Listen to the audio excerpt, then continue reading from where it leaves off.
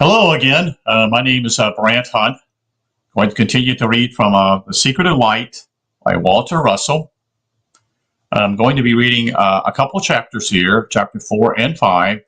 Chapter 4 is Cosmic Consciousness and is not really that long, a couple pages long. And Creative Expression is also a very short chapter, so we'll read both of these chapters.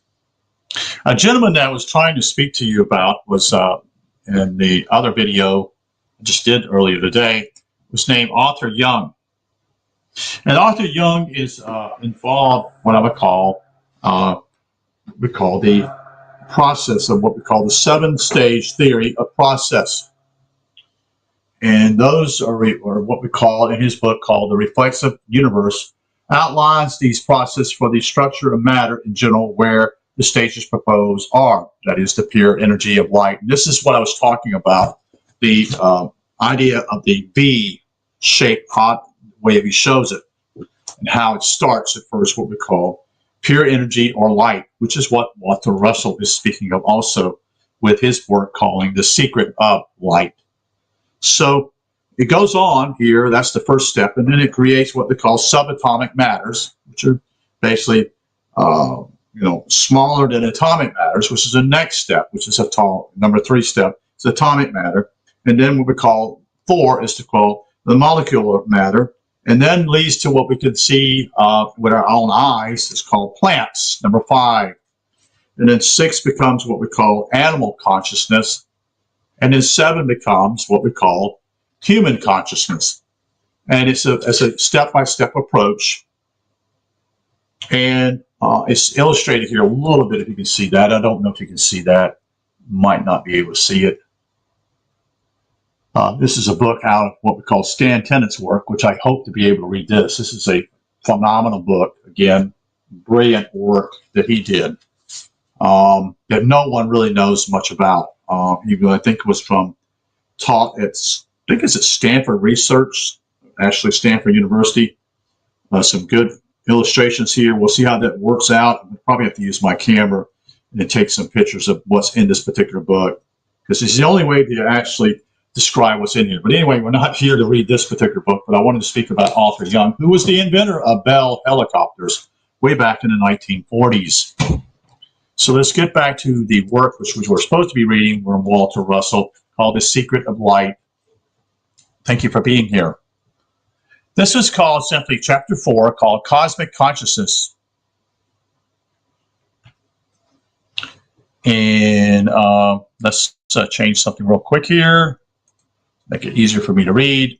And we'll begin here with beyond the genius is the mystic. The mystic is one who's attained cosmic consciousness by a complete severance of the seats of consciousness and sensation. He is then almost totally unaware of his body and is totally aware of the light of God centering him. Omniscience comes to him in that timeless, blinding flash of light, which is characteristic of a complete severance. This experience was described, and even Phil Langdon speaks about this, and most people don't even see this. They just kind of read right over it and don't understand what is taking place in the Bible. The experience was described in the illumination of St. Paul, which at that time, before he was going to Damascus. What the story is simply, he's basically, his name was Saul, and he's going to eliminate what we call those Christians, basically, because he felt simply as they were false teachers. Every timeless flash, since this is that's what happens with St. Paul. What Paul simply is, he has some type of event affects him, and he's not able to see. He has people there actually guiding him to get to Damascus, you see. And Damascus means simply water. Interesting. Another illustration of the 4 elements of this world that's been given to us. So let's get back into the reading here. Something is, every timeless flash of intense inspiration which comes to any man is a partial illumination or inspiration inspiration is the matter in which new knowledge comes to man from the cosmos. Of all mystics, Jesus was the outstanding example of all time. He was the only one in all history to have known complete cosmic consciousness unity with God.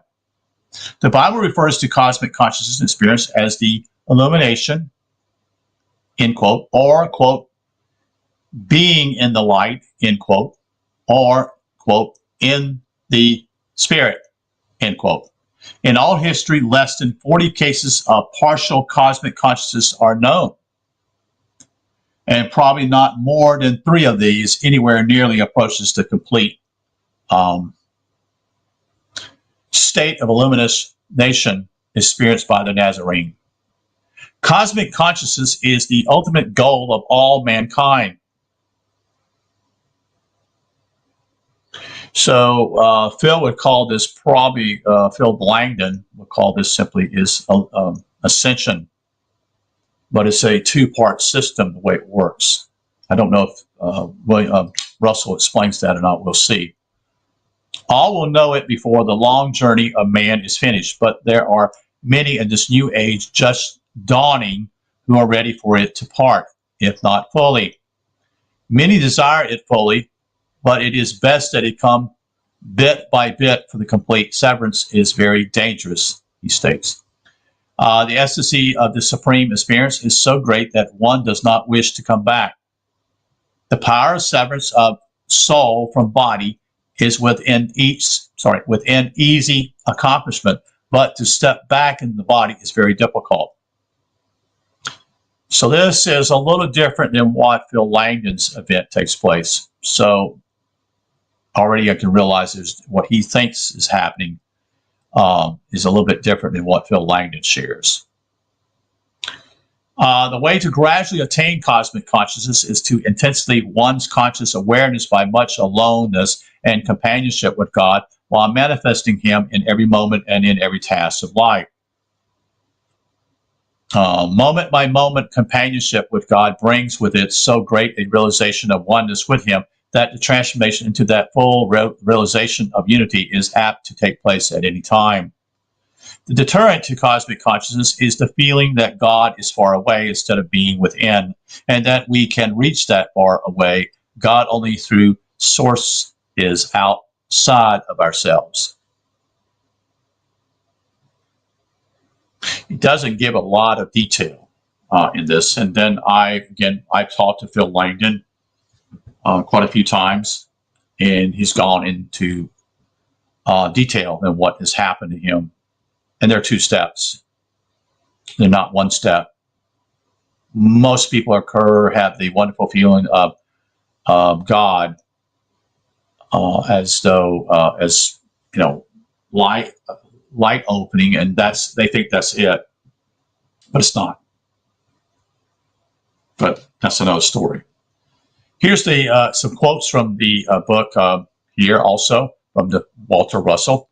I'm not saying that Walter Russell is a bad guy. I'm just saying simply is what I'm looking at here and what I'm comparing with Phil is different. What I also understand simply is that Walter Russell is a brilliant man, and yet we should not poo-poo him in some ways, because reality simply is, even Phil Langdon speaks that this particular works that Walter Russell did change his life and had him on a different perspective.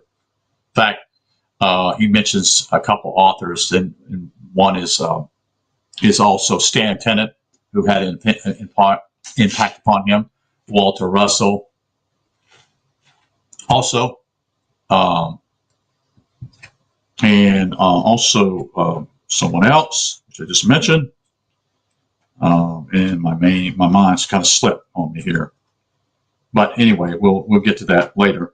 But it's the inventor of the Bell helicopter, which I see it here, is the man named Arthur Young. So those are some 3 of the people that actually had impact. There are others, but this is just the 3 ones he's spoken of. Maybe there's one other one, I think, too. But those are the 3 that I can remember right now. Anyway, I'm kind of got off to digress. Let me get back to what I was reading here. He who would interpret the random of me that is in art must walk his path in ecstasy, undiverted by by deviation, that he may see me only and hear not but me. Quote, say thou to man these words. Quote, I am the source of inspiration. To him who seeketh inspiration through me, I say, learn thou to walk my path strongly in the light, or in the dark thou canst not find the way to me. The path to me is light, and by it thou canst well see thy way to me. Quote, I am the soul of art. To him whose soul would touch my soul and feel the heartbeat of its mighty rhythms, I say, in so far as thou knowest thyself as light, shalt thou know me as light. There's another quote here. I am beauty. In beauty must man be born anew. Through beauty must knowing man becomes ecstasy man. Quote, to him who would add ecstasy to his knowing, I say, quote, seek me in truth, for only in the rhythm of truth shalt thou find ecstasy. Next quote. Verily I say, the creations of ecstasy, man, are my creations, for they are balanced things, and I am balance. Next quote. To him who wouldath createth unbalanced, I say, untruth exists not in my house. I alone hold balance, and the eyes of those who see through me are immune from all but balance. So when he's talking about his house, he's talking about his own framework within himself. Continue. For I am balance, and I am energy, and I am rest. I am the light of love and truth. Upon that foundation have I laid the cornerstone of my universe. This again is from Walter Russell, from the book he wrote, From the Divine Lydia. Let's go into chapter 5 here, which is called Creative Expression. Inspired man alone can create enduring things. To create, we must first conceive. To conceive, we must stop thinking and know. All sensing must cease. There is no power in thinking. Thinking but expresses the power which lies in knowing. We must project ourselves into the still light of knowing to commune with God. So he's speaking here simply is that he's already speaking of knowledge. Thinking is not the most important thing. Knowledge is beginning, as he puts it up, and then being very important for you to understand. We must project ourselves into the still light of knowing to commune with God. We must become one with God to conceive idea in order to produce the form of that idea. A concept must proceed in manifestation in form. The culture of the entire race is given to it by the few inspired ones who know God in them. They alone know immortality. The art of civilization long outlives the civilization. The pyramids of Egypt still speak of the creation of a race which is long gone from the face of the earth. The sculptural and architectural beauty of Greece still tells us of a type of creative genius which has never been excelled. Yeah, this is why this is so important when I said earlier today that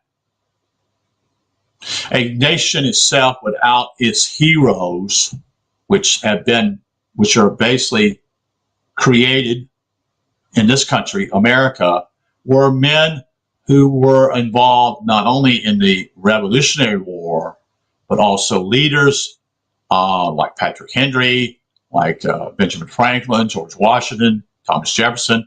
These men are supposed to be, our heroes, okay? And then you had also heroes, what we would call in the Southern War, that is the war between the states, what we call General Lee, Stonewall Jackson, Ulysses Grant, and others. So what has transpired simply is that the young people are being used as a tool to destroy their own country. They completely have no connection to what's going on. They're just being used.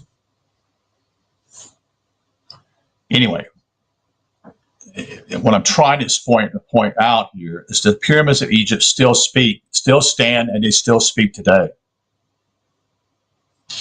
The problem here in America is simply is, and I'm kind of elaborating, but I wanted to point out the differences. Those statues that were here only 4 or 5 years ago until all the way back to the 1800s have been either mothballed or either destroyed. How dare you do that? Whoever you are, how dare you do that? Because in reality, you have lost concept of who you are. You're not truly balanced. And what you do is detrimental to this country. And, this took place, I studied Russian history. I've studied German history in the past. And it's immense what happened when the Bolsheviks came along. They destroyed many things, you see. This is kind of a warning to people who live here in the United States, especially me, and seeing these things. And all of Western civilization. We took it for granted. And within 40 to 50 years, since the quote-unquote revolution of the 60s, has changed dramatically in what we are teaching kids today. Unfortunately, they don't have any foundation themselves. So anyway, that's just my point. The sculptural and architecture beauties. These are all symbols of great societies. And the United States was one of those. Particularly if you still look at the buildings in Washington, D.C., you can tell that they simply are origins of the Roman and Greek societies. And art is alone endures, so where all else passes. But yet, young people have no idea what they're doing, you see. They just do whatever they're told. They think they're being, great at what they're doing, and all they're doing is being destructive, which reveals also their own minds. Instead of being creative, they're destructive, which reveals that simply their hearts are not right. You see, the premise here simply is that you should be creative in whatever you're doing. Creation. Man is meant to be a creative being. And what we've done simply in the last 50 years is that man, young kids, whatever you want to call them, are destructive. So they're no longer creative. They're no longer building a good foundation. They are basically destroying the foundation that's here. And reality simply is that they are the bad ones. They are basically being pulled along and thinking they're revolutionaries, and they're fools. That's what they are. They don't understand anything. They don't appreciate anything because they came from what I call families that didn't institute what I call precious things in life. You see. Anyway, let me get off my stumble. Let me get off my pullium here. So, great art can be created only by working moment by moment with God as a co-creator. When man and God thus work together, they commune one with the other as one person. The language of their communion is the language of light, which man calls inspiration, end quote. When man works alone, he works are as the winds which blow. When man works with God as a co-creator, his works are forever enduring. Every great genius manifests this law, that he is one with the God mind, that God in him is the source of every thought, and that he is inspired by that what we call omniscience and omnipotence within him, which makes his work enduring.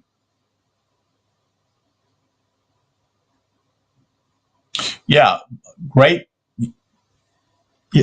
powers in the past have always made a lot of considerations. When you think about the writers, and we have some writing, simply we have a particular country or dynasty in Egypt that still has its triangles, what we call pyramids, and all its great leaders in the past still are there. And they've been there for thousands of years. Same way with Greece. And the same with Rome. Why would you destroy things of that nature, statues and such. It reveals a lot about how spoiled people are in your society. When man knoweth light, then he will know no limitation. But man must know the light for himself, and none there can be who can make words of it. For light knoweth light, and there need be no words. End quote. This is again from Walter Russell's work called The Divine Litigant. So thank you for listening. A much shorter video tonight. I mean, considering the other ones here. But this, again, this is appreciation of Walter Russell. I did not know he wrote children's book. It'd be interesting if you can find those. Kind of tells you a little bit about who Walter Russell is, too. Has, and especially younger in his lifestyle, not lifestyle, but actually younger when he produced these works of children. Maybe I can find them. It would be interesting. We are told, these stories or myths or these type of things, such as like the 3 bears or the 3 pigs. And they're revealing a lot to children. Unfortunately, even I don't remember too much about them myself. That's no longer in vogue anymore, which it should be, because they're actually speaking of simply what I would call metaphysics, because 3 is a metaphysic number, you see. I remember, I'll make one more comment and I'm going to stop here. I remember someone who I used to know on Facebook, and I remember stating some things simply as going back to the Greeks and the Egyptians, and the person who stated this comes back to me and says, well, they're just all old people, and basically it's not important. Really? That's the way people think these days, folks. They actually believe that in our society, being a modern or postmodern society, which reality simply is, we're losing our roots. And people think that we're so advanced. Well, if we're so advanced, why are we crumbling right now? Why is our society coming apart? It's all over the place. It's very simple. There is what I would call the lack of value who God is. And there is no other great civilization after us, folks, as far as I can see. And what I mean, I can't look in a crystal ball and say this is what I see, but I don't see another place to go for others to take their tired and to feel free, you see, and to be creative, and like to be in this, what we call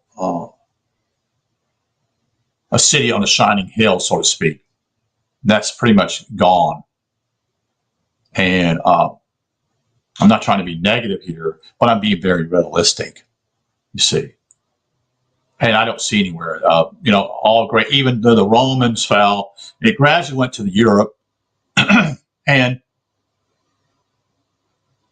that's the beginning of what we call the Renaissance, the flowering of reading Greek works, and some Roman works, and some Egyptian works, and also actually doing pieces of art that demonstrate something of significance. That was the flowering, that was the blooming of what we call Western civilization there. Yes, it goes further back. Yes, it goes back to Rome. Yes, it goes back to Greece. And eventually it goes all the way back to Egypt. And some say it could go back to India or China. I don't know if I agree with that or not. That's not my point. I'm just saying simply there's a legacy from Egypt to Greece to Rome, and eventually Rome completely comes apart. It goes to the Western civilizations, which are part of Europe, and it gradually transcends to America. So where's it go now, you see? Or can we get our act together? Usually a country of this situation doesn't get its act together because they've completely forgotten who they are. They don't remember who they are. They don't understand the importance of having heroes. That's just the truth, folks. All great societies have heroes. You may not like Benjamin Franklin. You may not like Thomas Jefferson. You may like George Washington. That's not the point here, you see. These were great men who picked up the ball and ran with it. They wasn't perfect men. Didn't say they were perfect, but they were great men. So anyway, I've elaborated a good bit here, so I appreciate you being here again, like I said, and appreciate your attention, and I wish you well tonight. Again, chapter 4 and 5, dealing with what we call cosmic consciousness and creative expression by Walter Russell. You take care. We'll talk soon.